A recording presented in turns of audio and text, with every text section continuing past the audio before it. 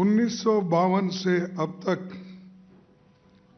किसी उपराष्ट्रपति के खिलाफ संविधान के आर्टिकल 67 के अंतर्गत resolution for removal of vice president नहीं लाया गया, क्योंकि वो हमेशा निष्पक्ष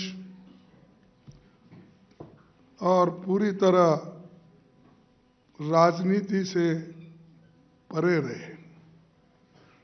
वो कभी राजनीति नहीं करे, केवल सदन चलाना और वो भी जो सदन के रूल्स और रेगुलेशन होते हैं उसी के तहत वो सदन चलाते रहते थे।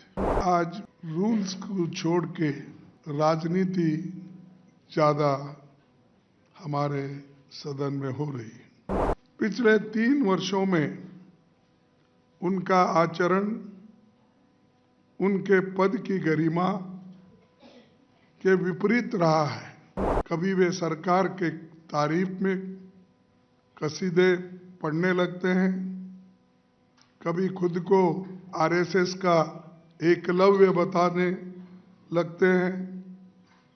इस तरह की बयानबाजी उनके पद को शोभा नहीं देती। बार बार विपक्षी नेताओं को बोलने से रोका जाता है। उनकी निष्ठा संविधान और संवैधानिक परंपराओं की जगह सत्ताधारी दल के लिए है।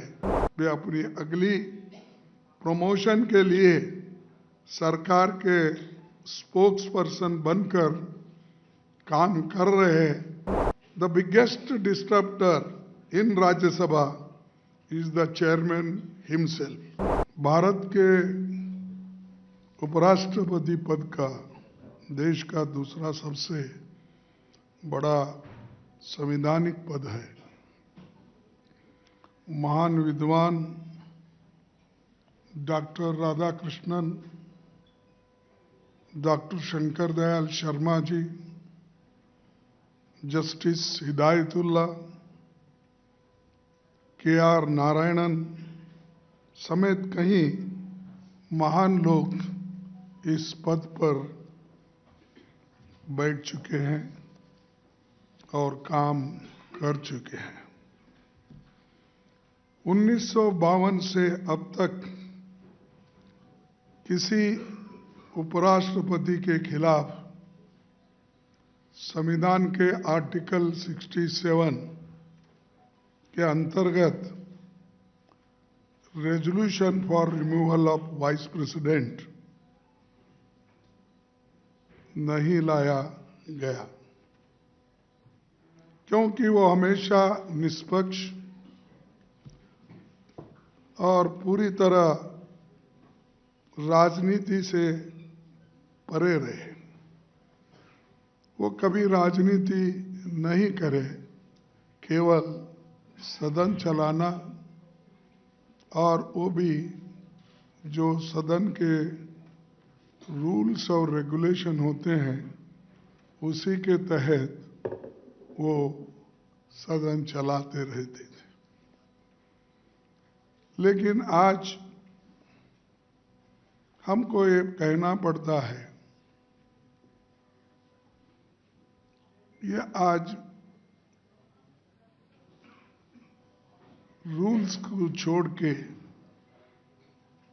राजनीति ज़्यादा हमारे सदन में हो रही है। बाबा साहब डॉक्टर अम्बेडकर ने ड्राफ्ट कॉन्स्टिट्यूशन में ये ऑफिसर्स ऑफ पार्लियामेंट खंड में पेज नंबर 31 पर साफ लिखा था कि the vice president of India shall be ex officio chairman of the council of states. Bharat के पहले उपराष्ट्रपति और राज्यसभा के सभापति डॉक्टर सर्वपल्ली राधाकृष्णन ने 16 मई 1952 को सांसदों से कहा था, मैं किसी भी पार्टी से नहीं हूं और इसका मतलब है कि मैं सदन में हर पार्टी से जुड़ा हुआ हूं। यानी ये इम्पार्शियलिटी बताती है। वो उन्होंने कहा कि मैं किसी पार्टी का नहीं हूं और सदन में मैं हर पार्टी का आदमी हूं, ये उन्होंने कहा। लेकिन हमें अफसोस है कि संविधान के अडॉप्शन के 75वें साल में चेयरमैन की तरफ से हो रहे बायस्ड पार्टीजन व्यवहार विपक्षी पार्टियों को उनके खिलाफ ये प्रस्ताव लाने पर मजबूर किया। पिछले 3 वर्षों में उनका आचरण उनके पद की गरिमा के विपरीत रहा है।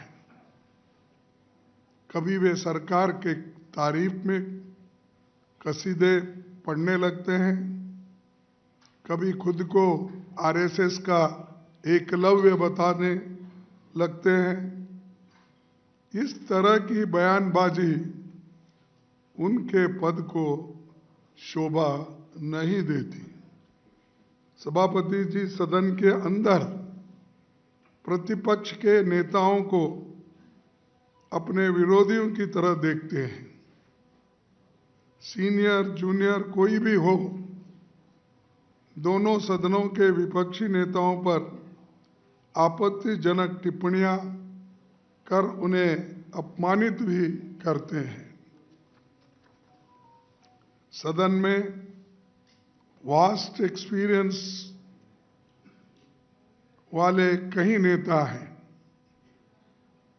कई प्रोफेसर्स हैं, डॉक्टर्स हैं, इंजीनियर्स हैं, राइटर्स हैं, जर्नलिस्ट हैं, ऐसे अनेक फील्ड में काम करके इस सदन में आए हैं। उनका और कई सालों से वो बार मंत्री भी पहले स्टेट में रह चुके हैं। 40-40 साल, 50-50 साल वर्षों का लेजिस्लेटिव अनुभव रहा है। ऐसे नेताओं की भी सभापति जी हेडमास्टर की तरह स्कूलिंग करते हैं, उनको प्रवचन सुनाते हैं और अपोजिशन पार्टी के लोग या नेता लोग 5 मिनट बोले तो 10 मिनट उनका भाषण खुद ही होता है। तो आप जर्नलिस्ट हैं, आप लोग सभी विद्वान हैं, इंटेलेक्चुअल हैं। हाँ, आप सबको मालूम है, आप टीवी में भी देखते हो। अंदर आने का अगर आपको प्रवेश मना उन्होंने पहले से किया है तो कम से कम आप सुनते तो हो। तो मैं ये कहना चाहता हूं, संसद में विपक्षी की तरफ से रूल्स के तहत जो भी महत्वपूर्ण विषय उठाए जाते हैं उन पर चेयरमैन प्लान्ड तरीके से संवाद, बहस, वाद विवाद नहीं होने देते। बार बार विपक्षी नेताओं को बोलने से रोका जाता है। उनकी निष्ठा संविधान और संवैधानिक परंपराओं की जगह सत्ताधारी दल के लिए है। वे अपनी अगली प्रमोशन के लिए सरकार के स्पोक्स पर्सन बनकर काम कर रहे हैं, ऐसा हमें दिख रहा है। मुझे ये कहते हुए कोई संकोच नहीं कि the biggest disturber in Rajya Sabha is the chairman himself. सदन अगर डिसरप्ट होता है तो उसका सबसे बड़ा कारण हमारे चेयरमैन साहब है और दूसरों को वो सबक सिखाते हैं और बार बार इंटरप्शन करके हाउस को बंद करने की कोशिश रूलिंग पार्टी से और चेयरमैन साहब के तरफ से ज्यादा होता है, अपोजिशन पार्टी से कम होता है. ये आप इस सेशन में If you like this video, then like, share and subscribe to ET Now.